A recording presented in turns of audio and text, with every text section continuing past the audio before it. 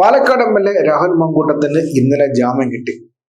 ഇന്ന് ആ കേസുമായി ബന്ധപ്പെട്ട് കോൺഗ്രസിന്റെ KPCC അധ്യക്ഷനോട് ഒരു ചോദ്യം മാധ്യമങ്ങൾ ചോദിച്ചു.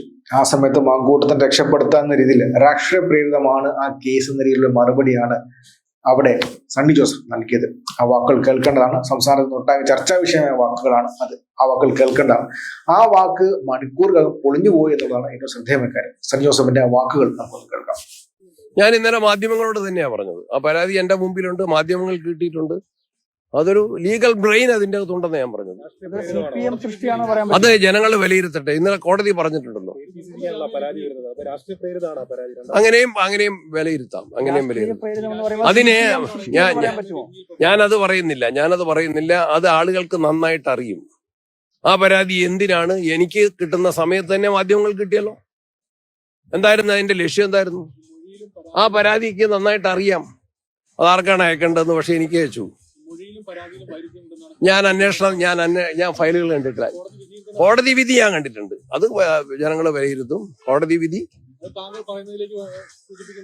അല്ല, ഞാൻ പറഞ്ഞ കാര്യം പറഞ്ഞത് തന്നെ. ആ പരാതി ആസൂത്രിതമായിട്ടുള്ള വെൽ ഡ്രാഫ്റ്റഡ് പെറ്റീഷൻ എന്നാണ് ഞാൻ പറഞ്ഞത്.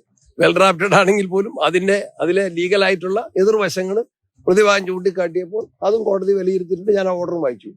സണ്ണി ജോസഫ് ഈ കാര്യം കണ്ണൂരിൽ പറഞ്ഞു. എന്നാൽ അതിനുശേഷം പിന്നെ മണിക്കൂറുകൾക്കകം ഒരു പത്രസമ്മേളനം ഉണ്ടായിരുന്നു കോൺഗ്രസിന് വകയായിട്ട്. ആ പത്രസമ്മേളനം നടത്തിയത് പ്രതിപക്ഷ നേതാവ് VD സതീശനാണ്. സതീശൻ പക്ഷേ ഈ കാര്യത്തിൽ തന്റെ നിലപാട് വ്യക്തമായി തന്നെ പറഞ്ഞു. വെൽ ഡ്രാഫ്റ്റഡ് എന്ന് പറയുമ്പോഴത്തേക്കും അതൊരു വക്കീലിനെ കൊടുത്തായിരിക്കും, അതുകൊണ്ട് യാതൊരു പ്രശ്നവും ഇല്ല എന്നാണ് പറഞ്ഞിട്ടുള്ളത്. മാത്രമല്ല അതിൻ്റെ അകത്ത് ആ പരാതിക്കകത്ത് പ്രശ്നങ്ങളൊന്നുമില്ല എന്ന തന്റെ നിലപാട് വീണ്ടും ആവർത്തിക്കുകയാണ് അദ്ദേഹം ചെയ്തത്. സതീശന്റെ ആ വാക്കുകൾ നമുക്കൊന്ന് കേൾക്കാം. രാഹുൽ മാങ്കൂട്ടത്തിന്റെ രണ്ടാമത്തെ പരിധി രാഷ്ട്രീയ പ്രേരിതമാണെന്ന് അല്ല, KPCC പ്രസിഡന്റ് അങ്ങനെയല്ല.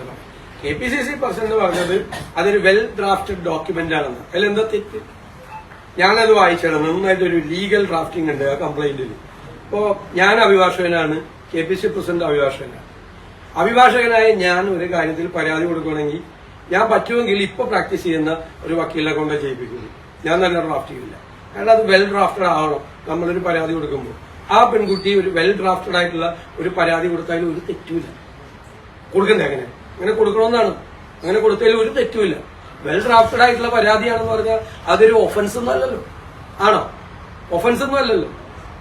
നമുക്ക് ഒരു പരാതി, ഞാൻ എത്രയോ പരാതികൾ തയ്യാറാക്കിയിരിക്കുന്ന ആളാണ്, അഭിഭാഷകൻ എന്ന നിലയിലും പൊതുപ്രവർത്തകൻ എന്ന നിലയിലും. എന്റെ ഒരു സ്വന്തം പരാതി ഞാനിപ്പോ കടകംപള്ളി സുരേന്ദ്രന് നോട്ടീസ് അയച്ചു. ഞാനല്ല അയച്ചത്, എന്റെ വക്കീലെ കൊണ്ടാണ് ഞാൻ അയപ്പിച്ചത്. കാരണം ഇപ്പൊ പ്രാക്ടീസ് ചെയ്യുന്ന, ഇപ്പോ ഉള്ള നിയമപരമായ കാര്യങ്ങൾ അപ്ഡേറ്റ് ചെയ്യുന്ന ഒരാളാണ് അഭിഭാഷകൻ. ചിലപ്പോ ഒരു അഭിഭാഷകന്റെ സഹായം തേടി കാണും ആ കുട്ടി പരാതി കൊടുക്കാൻ നേരത്തെ. അതിലെന്താ തെറ്റ്? ഒരു തെറ്റില്ല.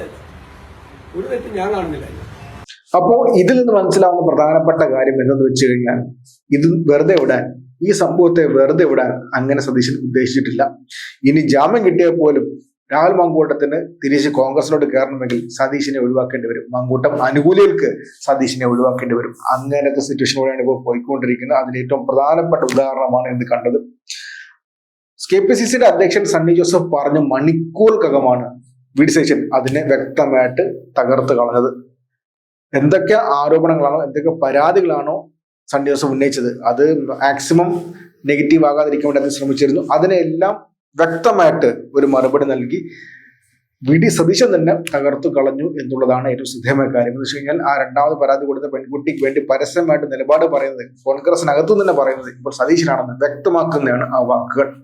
എന്തായാലും ഒരു കാര്യം ഉറപ്പാണ്, മാങ്കൂട്ടത്തിന് കാര്യങ്ങൾ അത്ര സുഖകരമല്ല. പുറത്തും സുഖകരമല്ല, കോൺഗ്രസിനകത്തും അത്ര സുഖകരമല്ല. VD സതീശൻ സീരിയസ് ആയിട്ട് പേഴ്സണലായിട്ട് എടുത്തിരിക്കുകയാണ് ഈ കാര്യമെന്ന് വ്യക്തമാക്കുന്നതാണ് അദ്ദേഹത്തിന്റെ ആ വാക്കുകൾ.